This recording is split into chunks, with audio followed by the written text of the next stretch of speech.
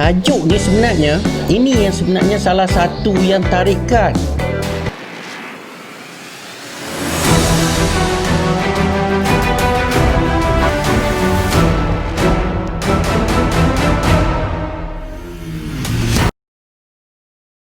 Yang melintas dekat wall kita, satu adalah visual, kedua adalah teks yang lintas dekat wall kita, teks ataupun tajuk. Tajuk tu sebenarnya ada contoh lah. Terus terang cikgu jawab. Kalau tuan-tuan dan perempuan tengok YouTube Cikgu Sharif, ada satu video 3.3 juta semalam dah 3.4 juta view.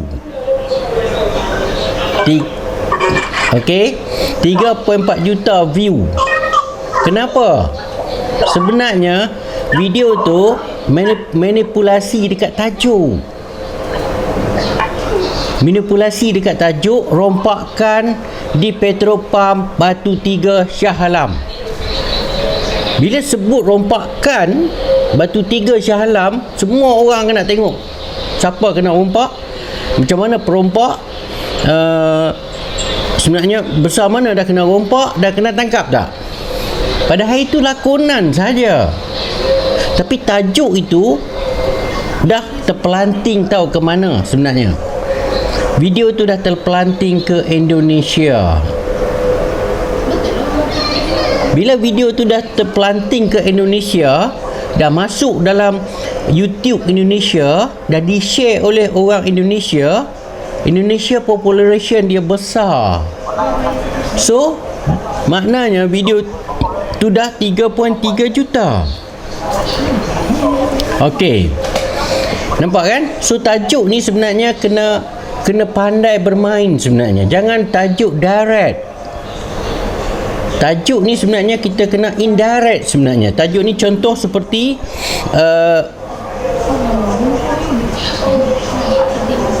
ikan yang besar, ikan yang belum pernah anda lihat, keajaiban ikan, benda-benda yang tajuk yang lain kalau minat mancing.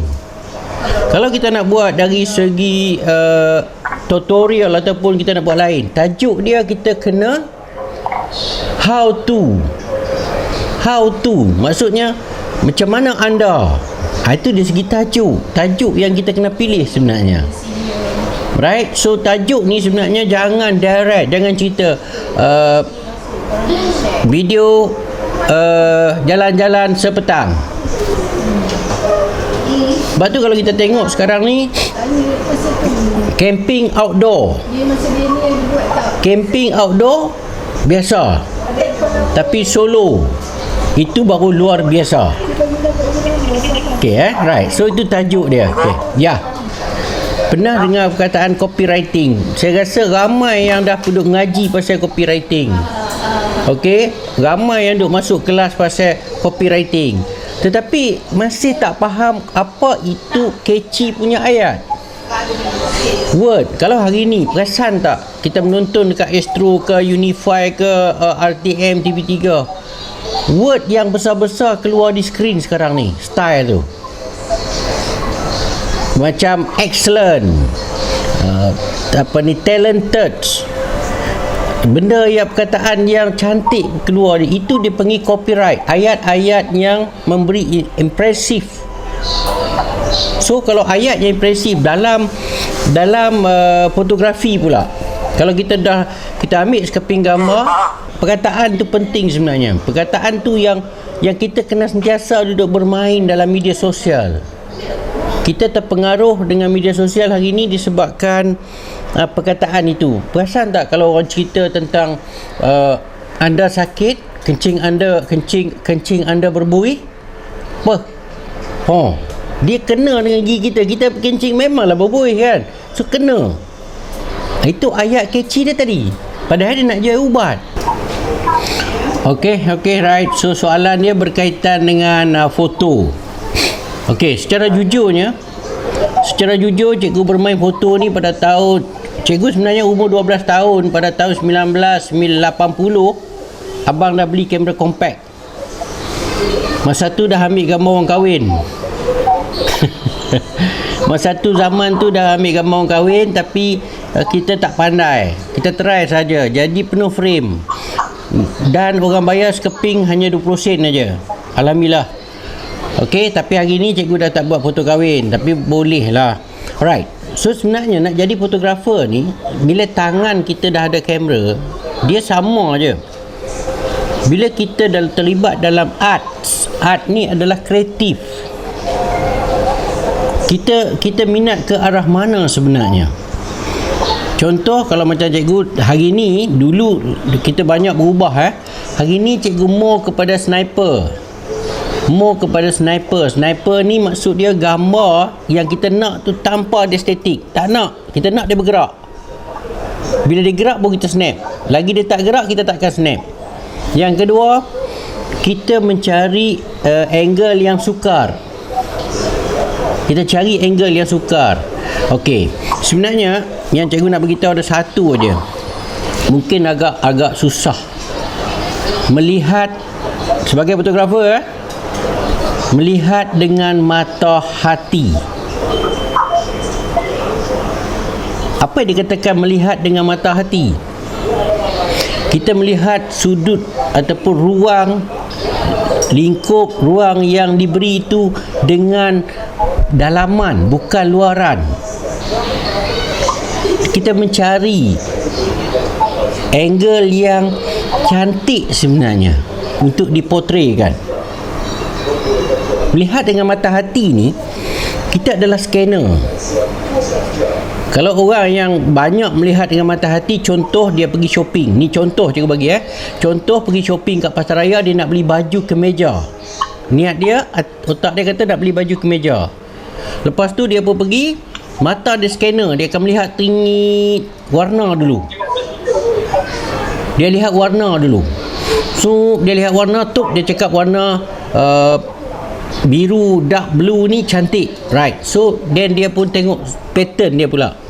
Sama juga fotografer ni, bila kita pergi melihat, orang cakap gila gambar kelapa sawit nak cantik apa?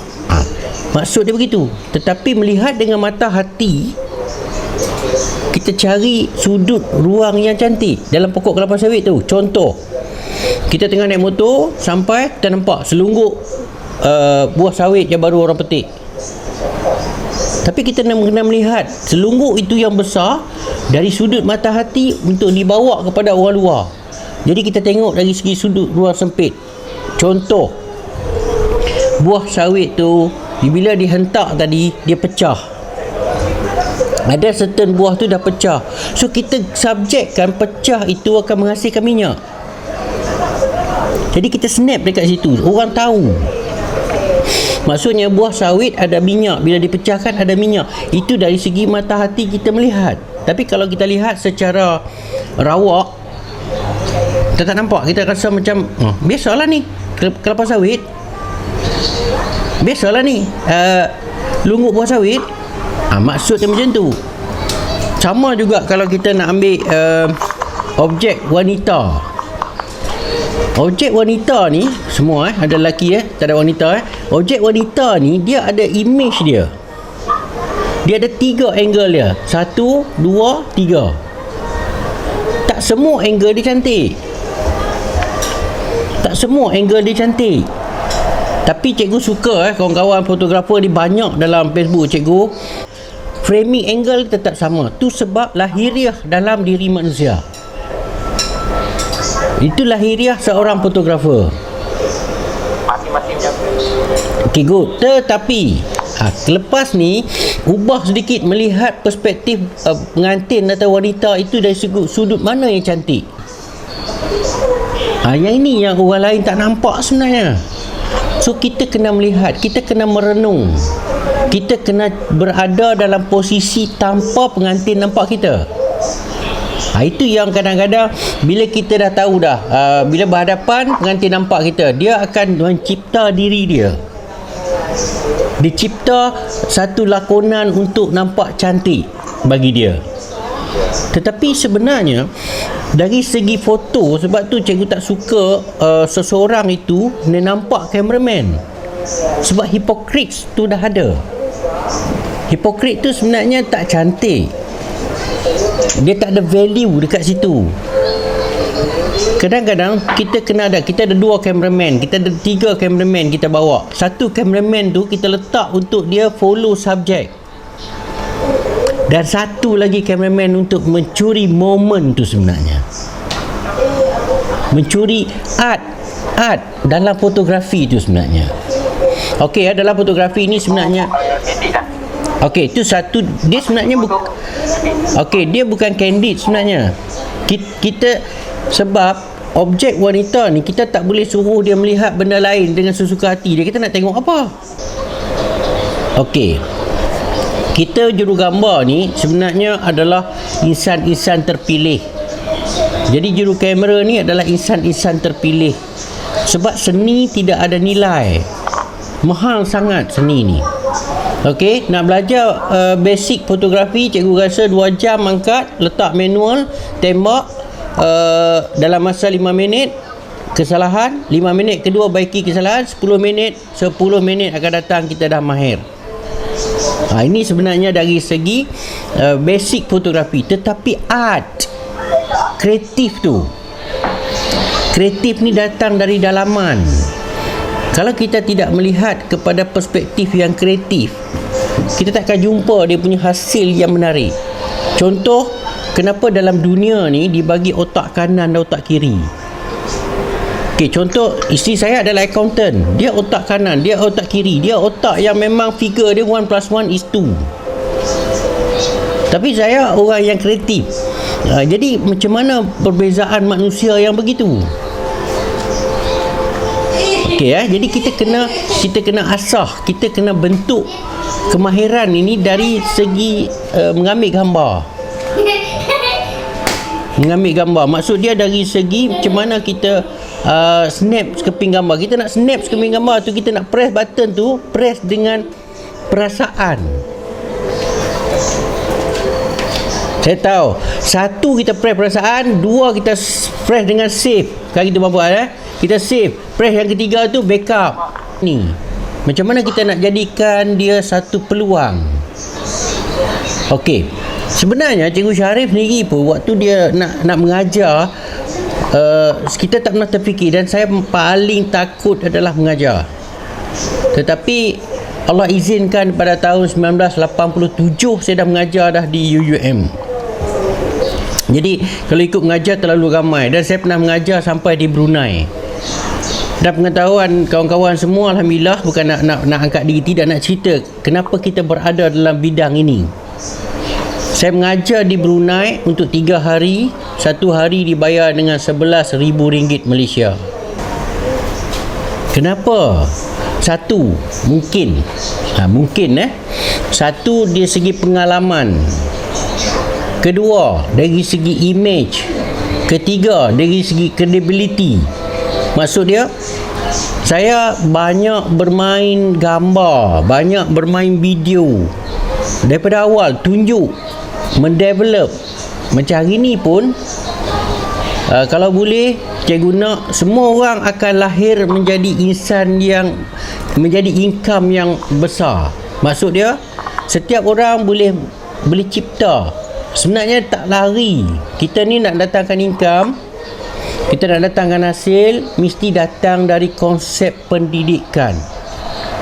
Jack Ma pernah mengatakan bahawa cikgu adalah satu jalan yang menguntungkan semua pihak, termasuk diri cikgu itu sendiri. Kenapa? Cubalah. Setiap hari kita ada minat dengan DSLR. Tadi kita cerita DSLR. Kita ada DSLR kat tangan, tak ada pun handphone ada. Alright. Snap, sehari snap sekeping gambar dan hurai gambar itu dalam media sosial kita.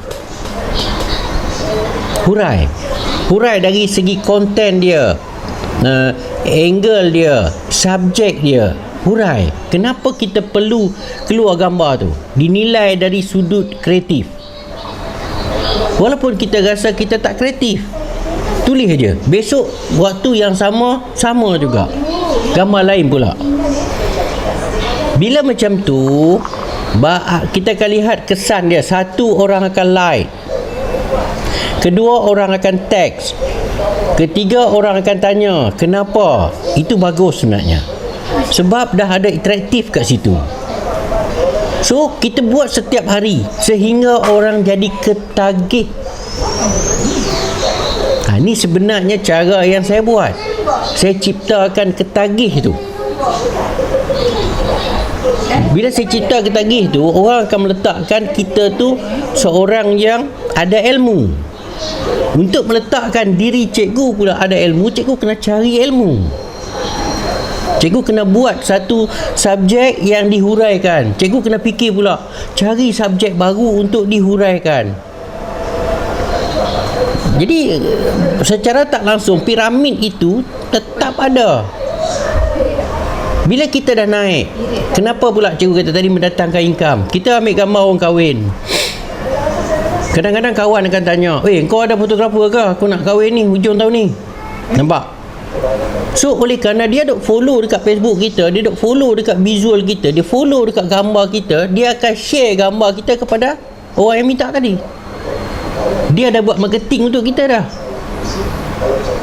So kita hari ni kalau boleh cikgu nak pesan, yang paling penting ialah mencari database, mencari connection, mencari kawan seberapa besar yang boleh. Sebab kawan inilah yang akan mendevelop dan menjana peluang kepada kita.